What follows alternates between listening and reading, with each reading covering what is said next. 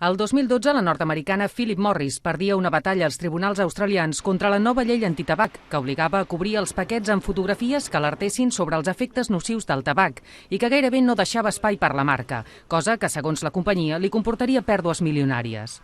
Tot i la derrota, la tabaquera va buscar la manera de tornar a demandar Austràlia, en aquesta ocasió a través d'un tribunal privat, una fórmula que està prevista en la majoria de tractats d'inversió entre països, però que Austràlia, cas singular, no havia firmat amb els Estats Units.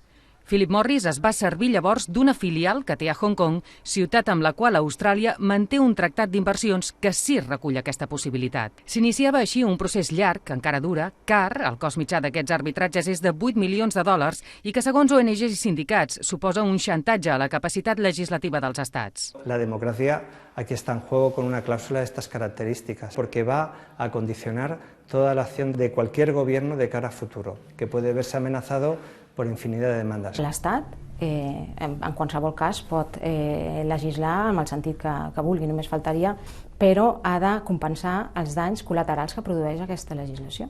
Posicions enfrontades que busquen fer-se sentir ara que Europa negocia amb els Estats Units un tractat de lliure comerç que inclou aquest sistema d'arbitratge.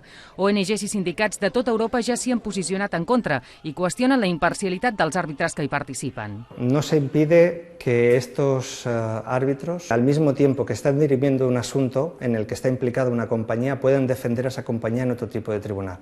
L'informe, que es votarà la setmana vinent al Parlament Europeu, preveu introduir un codi ètic pels àrbitres, fer els processos més transparents o que es puguin rebutjar de bon principi demandes que no prosperaran, unes modificacions que no agraden als inversors. Contribueix a afavorir una percepció del territori europeu com no amigable amb les inversions estrangeres, deixa, en certa manera, desprotegits els inversors europeus que van invertir, en aquest cas, als Estats Units. Els canvis normatius al voltant de les renovables han situat Espanya en la tercera posició en el rànquing mundial de països més demandats, després de Veneçuela i l'Argentina.